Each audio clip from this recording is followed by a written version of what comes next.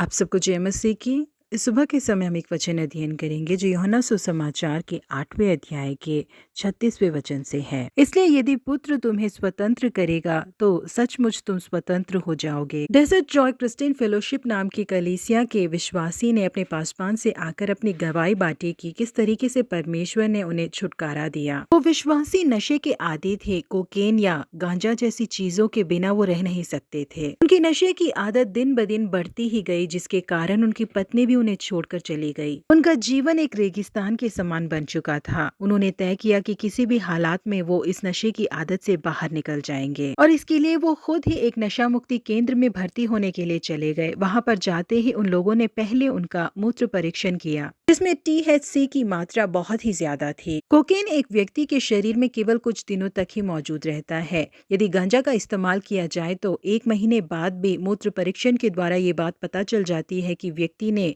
गांजा का प्रयोग किया है। उस दिन किसी भी तरीके से परमेश्वर उन्हें इस नशे की आदत से छुटकारा दिला दे करके ठंडे फर्श में घुटने टिकाकर वो प्रार्थना करने लगे। परमेश्वर ने उनकी प्रार्थनाओं को सुना और नशे की गुलामी से उन्हें आजादी प्राप्त हुई। उनसे बिछड़ के जाने वाली उनकी पत्नी भी वापस लौट कर आ गई। वो नौजवानों के बीच में सेवकाई करने लगे। उसके बाद वो एक बाइबल कॉलेज पढ़ने के लिए गए, जिसके बाद वो एक मिशनरी बन गए। उन्होंने बहुत ही अद्भुत गवाही सुनाई। जिस दिन उन्होंने प्रार्थना की थी कि परमेश्वर नशे की आदत से उन्हें छुटकारा दे, उसके अगले दिन सुबह के समय उस अस्पताल के नियम अनुसार उनके मूत्र परीक्षण किया गया। कुछ देर के बाद दोबारा उनका यूरिन टेस्ट किया गया। एक ही दिन में 10 घंटों के अंदर कई बार उनके मूत्र परीक्षण को किया गया, जिसका कारण ये था कि उनके परीक्षण में ये बिल्कुल भी नजर नहीं आ रहा था कि उन्होंने कोई नशा किया है। इसीलिए वो बार बार परीक्षण किए जा रहे थे। किसी भी मरीज के नतीजे इस तरीके के नहीं आए थे, इसीलिए डॉक्टर्स काफी हैरान होकर बार बार इस परीक्षण को किए जा रहे थे। अंत में बहुत ही ज्यादा हैरान होते हुए उन्हें अस्पताल से छुट्टी देते हुए वहां से उन्होंने भेज दिया। जी हाँ प्रिय परमेश्वर के लोगों, परमेश्वर के लिए कुछ भी नामुमकिन नहीं है। यदि परमेश्वर किसी व्यक्ति को क्षमा करके पापों से आजाद कराते हैं तो